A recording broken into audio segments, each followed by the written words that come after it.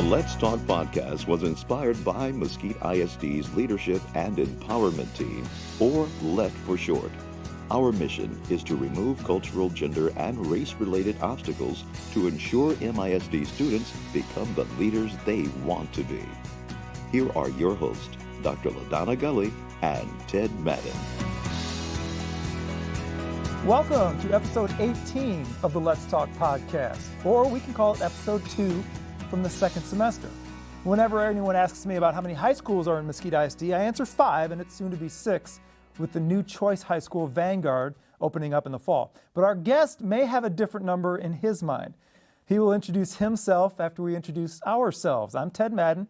I work in the communications department for the district, and I'm a 47-year-old white man. I'm Dr. LaDonna Gully. I am currently the Director of Leadership Empowerment for Mesquite ISD, and I am a 51-year-old African-American woman. And I am Abram Joseph, a black male, 42nd time around the sun from a small town. I always like to say that. And I am principal of the Mesquite Academy. So how many high schools does the district have?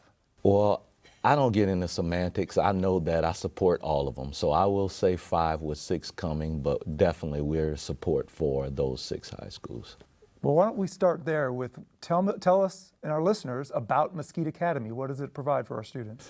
So Mesquite Academy was once a school, but now a program. And our program is to help students who want a non-traditional look of high school. Those students range from those who want to graduate early so they can go on and serve our country, start their college career, or get in the workforce. We have another facet where students may have been behind, but our mission is to accelerate, graduate, recognize value, and connect to a career path. So they fall in the part of accelerating so they can get to their traditional grade and maybe go on back to their traditional campus. So they do have the opportunity to either graduate with Mesquite Academy or go back to their traditional campus. And we also have something that I'm truly in love with, and I hope the district decides to grow it even more. It's called Accelerate. And those are students that were in 7th grade, potentially going to 8th grade and are behind, but we can catch them up by accelerating. So we don't wait until they can get to the potential of being a dropout. We try to uplift them or accelerate before that occurs.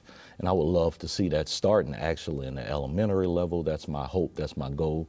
So we're in the business of supporting all 5 high schools and I think all 10, 11 middle schools in addition.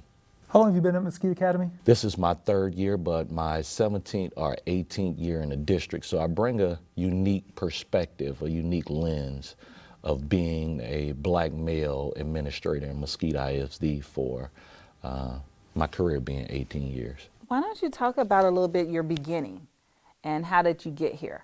Well, I graduated from Grambling State University and HBCU, and I decided that I would come to Mesquite to try to sub. And I took the LSAT, got accepted into Ole Miss. My degree is in public policy. No idea I would go into education. So Dr. Nix called me over and I interviewed for a SPED job, AC program, got into it. And I did SPED for 6 years at Mesquite High School. From there, I went on to Terry Middle School and I fell in love with alignment, curriculum. It enlightened my passion. And I want to back up. Why I decided education is because I was the only black male teacher at Mesquite High School in 2004, besides for coaches. There was no other man of color on that campus, which was big. So every student that had a problem, it was the back room conversation of get Abram so he can identify with those students to help them out. And even though that may seem like a tremendous weight, in 2021, I'm so proud that God put me in a position to take on that weight. I have students like Jeremy Hernandez, who are now teachers in the district. We never saw a black male that looked like me, that dressed up. Kendrick Vaughn, Marcus Trice, Clifford Collins, who I wind up hiring. So I kind of have my own little tree of black males in education. And before that, they didn't have that opportunity. So I never really usually say that, but it feels good that there's a paradigm shift. So from Terry Middle School, I went on to West Mesquite, some of the best times of my life. And then I went on to Poteet High School for 6 years, and now I'm at Mesquite Academy. And I'm grateful for Dr. V and Beth for giving me the opportunity to be a principal. There was a time when I was an administrator in TED, and talking about breaking ceilings. In 2013, I think, I was the only black male administrator in the entire district. Look it up. It's breaks your 2013-ish. King Davis came the next year, and he was hired at North Mesquite. But for a while, I would sit into a room in faculty meetings. There'll be 100+ people, and they would talk about racial gaps and education gaps. And I would look at the room, and there's a point in a man's life, Ted, you can die physically, but I would die spiritually in those meetings, because we were almost afraid to say the word black, Hispanic.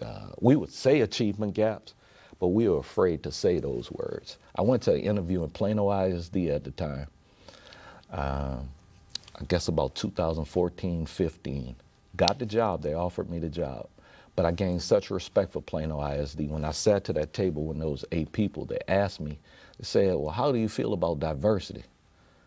I was blown away. They said, and they looked at me, and I said, y'all, I've actually been the only black male administrator in the district, and the people at Plano ISD, they just looked, and they were flabbergasted. And so when they called and offered me the job, the lady called and said, Abram, I looked this up, and man, I could not believe that you could be telling the truth about this. So I am happy. I always try to look at the good. I am happy to see where our district is at this particular point. I still believe there's a way to grow, but I am happy that we are on that journey to grow. And I would tell you that it's really interesting that you say that, because there really is I think that we have really looked at that. And I think that as a district, we are just continuing to be very purposeful and intentional about how we hire. That's one of the reasons and one of the parts of this LET team, leadership empowerment. But the other part of that too, when you look at it statistically, I mean, you are exactly right. And yet we see some significant improvements where I think it's like 43% of all of our employees are employees that are BIPOC. BIPOC is considered and stands for Black, Indigenous, and People of Color. And then you also have, when we look at our administrative staff, it has significantly increased. And we do recognize the fact, I think, that we have a ways to go, but you know, we are definitely making strides. But it is so interesting that you share how close this is from 2013 to where we are, you know, in 2021. So great perspective. A couple things. I don't want to lose the thread on why you're not at Plano, so keep that in mind. But I come from a background in TV, and you've got some forced equity there. You can't have 4 white people on the desk, 2 main anchors, a sports guy, and a weatherman, right? So you've got to get diversity. So I want to talk about the line between hiring the best person, but also hiring for diversity. How do you do that successfully? So I think that there's a couple of ways to do that. I think that you really have to seek out what you want. And you are looking for the best. And I think that you can definitely find the best in just about any particular ethnic group. You can find the best. You just have to be willing to look, and you have to be willing to dig deeper and really look at someone's story. So they may not have everything that they need on their resume. However, when they begin to tell you their story, all of a sudden you're like, okay, that's relevant, that relates, I can connect with that. And because I can connect with that, I'm going to choose that person. That is what I feel. What about you, Abram? I want to challenge you, Ted, to even on your question. You said, how can we have diversity and still find the best? And we talked about implicit and explicit biases. Why, if you're thinking about the best, it shouldn't even cross your mind, that anybody's mind, that diversity wouldn't include the best. Does that make sense to I you? guess I should have tidied up my question a little bit. If we, let's say my background in TV, we've got Channel 8 when I was there. It was Cynthia Ezagiri, Yeah. and it was John McKay, so it was a Hispanic lady, black. a black man, a white weatherman, Pete Delkus, and a white sports guy, and Dale Hansen. Yeah. So John left, he retired, and they hired a black guy, Chris Lawrence, to replace him. I think when you've got, you're so visual, 6 and 10 o'clock every single day, every newscast, you have to be specific about what you want as a replacement when you're thinking about gender and race. Can I follow up to it? It's not only challenging your question, but it's challenging the psyche of hiring. It wasn't specifically for you, because that's the problem in the boardroom. There's an innate thought that I have the best, and it just so happened that all the best look like me. That's a problem. That's where we need to first look at things. And I remember being in, I remember being in Poteet High School in the office, and Ted, because of my position of, it's so rare to see me and people that look like me, it'll break you spiritually. I mean, it'll actually make you think about, question your God than your fate, because he's my God that I serve is a God of equality. And so when I see it, it's like, okay, God, you're saying you're a God of equality, but these things are going on. Getting to it, I was in an office with a mentor, and they were talking about purposely hiring the best and finding black candidates and finding Hispanic candidates. And the AP next to me and said that, well, they're just not out there. And so we can't find them.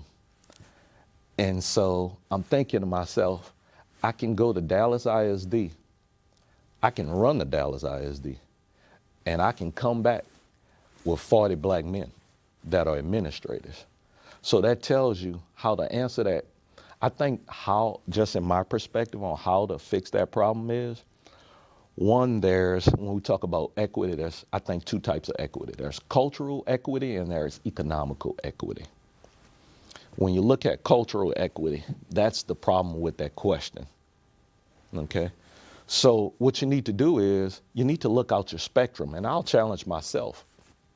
When I'm hiring, I can find you 40 black males because that's what I grew up around. There's TASB. It's a little harder for me to find 40 white males. We have to accept these things. But I can call you, Ted, I can call Taylor Morris, I can call other principals and say, hey, do you know anybody? Well, Taylor's circle is probably gonna be white males, which is not a problem. We have to accept that. Well, for me in my struggle, I need to call more Emilio Durans. I need to call, when Emilio says no, Emilio, do you know somebody? And not hire that person. What I'm meaning is just in the search process. So what are we doing in the search process to say, if I had to hire somebody now in regards to audio, visual, I say, Ted, come on, because I know you. There's nothing wrong with that. I know if I hire you, it's guaranteed to be a good product. But when I get that next position, that next opening, am I calling Emilio and saying, Emilio, do you know somebody that's possibly in? And am I stopping at that? So to answer your question, how we can give a better product to our parents and to our students is searching outside of our scope. So to answer your question, that's my belief on it. So 2014, I don't want to lose the thread. Why did you turn down the Plano job if all you're seeing is white administrators? And then tell us about the last 6 or 7 years, as LaDonna alluded to, that it's become a lot more diverse. Because I was naive. I'm not saying that was the best decision to come back to Mesquite. I was naive. And I'm going to tell you where that ignorance comes from. I'm a son of Booker T. Washington, meaning I went to Grambling State University. Grambling State University was founded by Tuskegee from Hampton, Booker T. So Booker T's ideology is different from W.E. Du Bois, talented tent as opposed to. So my dad growing up was a sharecropper on a Laura plantation. That may blow your mind too. Google it, it's there. My mom was born on a plantation, 40 cents an hour, first job. So I'm gonna give you a little history on that and why that's true. Well, from slavery, Emancipation Proclamation, you got black people on the plantation that they still worked at. Well, you couldn't do it, so hey, you live on here, you can live for free, if you work. So after sharecropping, and it's these white males decide to sell these plantations, where are all these black folks gonna go? The projects were built. So my dad came up from a time where he had to wake up 4 in the morning and go pick sugarcane as a sharecropper. So in his mind, he said, I don't want my son to do this. I don't want my son to do this. Son, in order for you to do this, what you need to do is you need to go to school and get an education, which is partly true. From going to school and getting an education, you get a good job. You work hard in that job. And if you work hard, son, everything's gonna be all right. Was not true. I'm just as talented as my counterparts, if not talented, more talented. But those lenses that I'm looked at are different. That's that cultural equity. How are you perceiving African American men or women or Latino or white? We all have a different lens. Some people accept that lens and are able to look outside of that spectrum. Most people that are in a boardroom are not changing that lens. Baldwin said, it's few times that the oppressor will unleash the oppressed. That doesn't happen often. Okay, so I'm gonna go to it, leading with Plano ISD. I was naive with my dad's message. Abram, if you work hard, if you do a little better. Ted, I have a sped background. I got over science, #1 in the district. Got over history, #1 on the district. Abram, if you do it, brother. That's my mind telling me, my dad telling me, Abram, if you work a little harder, it's gonna happen. It's gonna happen. Well, then I go to TASB and I see black superintendents, black male superintendents, black female superintendents, Latino superintendents, and those that are rising in the ranks that are younger than me. And I'm noticing it's a network game just as much as a working game. Whereas I didn't take into that. So I think culturally, African Americans coming from the civil rights movement believed in work hard, and if you do right, Booker T. Washington, these things will come. Whereas we should have had both, Booker T and W.E. together, where we should create our own, where we don't have to wait for another man to give me. Ted, if I wait for you to feed me, I'm gonna always be hungry. So that's why I turned it down. I was waiting on another man to feed me instead of determining my own destiny. Now, if you hear that line, that's the tagline of Mesquite Academy. That's my passion. That's why my students that are black, white, Hispanic, I don't want you to ever wait on Abram Joseph, LaDonna Gully, or Ted Madden to feed you. I want you to determine your own destiny, and that's by what? Economic equality.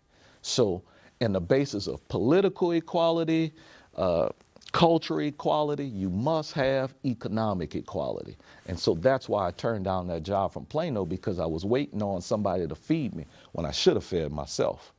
I am just, I have to say that it makes so much sense. And I think that oftentimes you're exactly correct, that you're looking that here's an unfortunate fact that people in a boardroom are not going to necessarily change their lens at all. And so what has to happen is that more people are able to sit at the table, and and if you do that, then you're able to really begin to widen your scope. about, what needs to happen and what needs to go on there. And I don't want to come across as the mad black male. I don't think that 6 white males or 6 black males or 6 black females are in the boardroom just have purposely saying I'm not going to hire somebody. There's good in there. There's a lot of good in there. But my thing is whether they're good or bad, we cannot wait until they make their mind up to feed you. So when Dr. V and Cabinet is sitting in there, there's good intentions in there, and he's done a lot. I love IO, what we're doing with IO.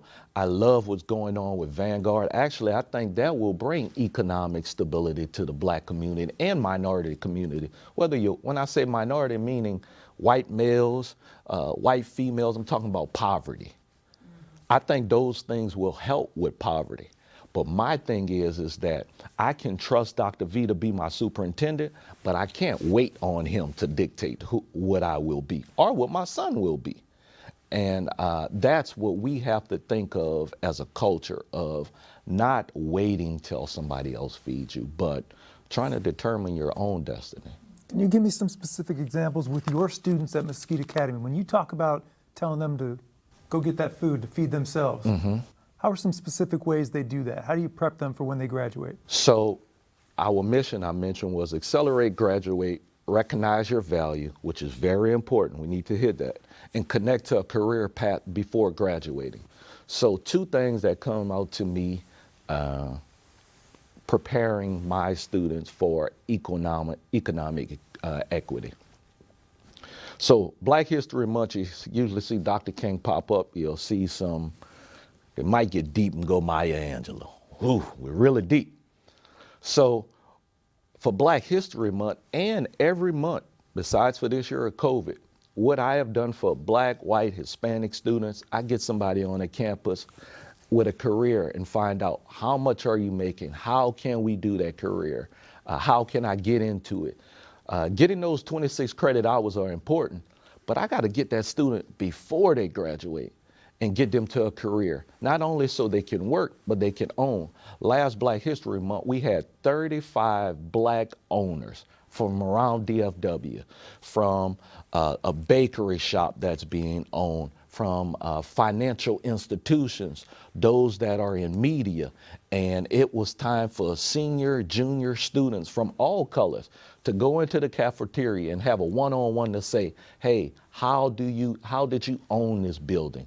We had an MEA grant that we applied for. The first thing I did was apply for the business office. You know why? Not so you can learn how to type, but so you can learn how to create your own LLC, how to do that paperwork. Because if Dr. V decides to fire me today, there's a Dobby LLC, my trucking company, where my son will still be taken care of. I understood that I can't depend on the board and Dave Vroomland to make sure that Isaac Joseph is okay. I love Dr. Vroomland, but I don't love him more than Isaac Joseph. I can't depend on him to make sure that Isaac Joseph is correct. So my thing to all my students, Black, white, Hispanic, is I want to make sure that you have traits before graduating that you can sustain yourself. I don't want you to dismiss the 26 credit hours. You need it, but you need it in addition to Booker T, WEB, together. You can't just be isolated in your thinking. So you have to have that ownership. So that's some of the things I do to promote economic equity with our students. I have students that work 40 hours working with their dad, doing roofing, construction, and they're not able to come to school in a traditional manner. It would be stupid for me to tell that young man, hey, don't learn that trade, quit your job and come and get these 26 credit hours. That would be the dumbest thing in the world. And I don't care if TEA were to hear this. That's the dumbest thing in the world. I need you to do both, brother. I need to find a way, equity, for that specific student on how he can get both. Because Isaac Joseph doesn't need to work 40 hours in a construction job being a Black male. But I have a white student that is working 40 hours with his dad. Well, Abram, what are you going to do? Are you going to let this boy not receive this trade? I need to find a way for that white student, whether you're white, Black, Hispanic, so equity can come in place. So that's my thought process. Actually, it's the mission of our school, Ted. I kind of sneak it under there to people, but it's in everything we do where we can determine our destiny and feed ourselves. And I was saying Dr. V's mission is, and he talks about becoming self-determinate, individuals and how important that is. And that's the mission of our district. Yeah, It is yeah. that every single student has Freedom. has freedom. And Freedom. you have freedom Yeah. with equity, and you have freedom by determining what you want to do and then pursuing that. Oh, yeah, actively. he's very passionate about it. He will spill Thomas Jefferson quote in a second. I love it. I try to use Dr. King's quote on freedom, but hey, it aligns in some manner. Yes, it does It aligns align. in some manner. Absolutely, Yeah, absolutely. most So, definitely. so you've already talked a little bit about your why, but when you're talking to students, what do you share with them about how you got where you are, how you continue to strive for excellence, and how they need to begin to view life? Because there is something to be said about understanding and knowing who you are in the process. Earlier, I joked, Ted, about I can't believe that they gave me a mic on this. I'll tell you why. Because I'm prone to tell the truth. I'm prone to tell backdoor conversation. I'm going to give you a backdoor conversation that a Gerald Sarpi, a Terry Riley, they might not want to tell you. A LaDonna Gully, Valerie Nelson. I'm going to give you this backdoor. There's a time in every black educator's life where you have to pull a student in your office and shut the door and tell them the truth about carrying themselves as a black male, a black female, Hispanic female, maybe a white male, white female.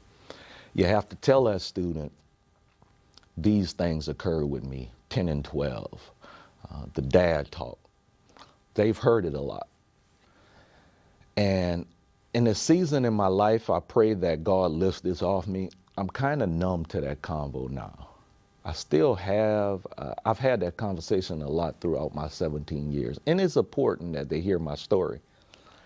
But I think it's just as important that I think it's more important to teach them about getting their LLC and owning, how to interpret the rap lyrics they hear and finding the good out of it, because some of those rappers are talking about ownership.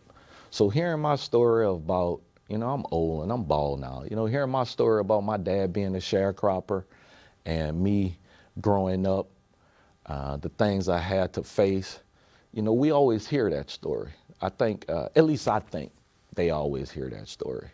You always go to graduation or a TED talk and you hear, even when I'm hired, Ted, or being a black male, they always want me to be he came from a struggle and look where he is now and follow Mr. Joseph. Oftentimes that's why we're hired. But that's not the full scope of who we are. I'm more than the boy, the grandson of the Laura Plantation. I'm a business owner, very intelligent. I've, once again, helped several black male educators become black educators. There's more to it. So right now, in this season of my life, I'm talking to students, all students, more about ownership and creating things so they can pull other people up. I'm trying to train people to get into that boardroom and have a voice so they can go outside of their spectrum and not only help black males or black females. I'm very passionate about that, Ted, because I talked about my Savior. I don't think my Savior just scoped me to being a black male. I want those people to reach outside and find Latino males, Latino females, white females, white males. So I'm trying to grow people to get into that boardroom. So yes, I'm not dismissing my story.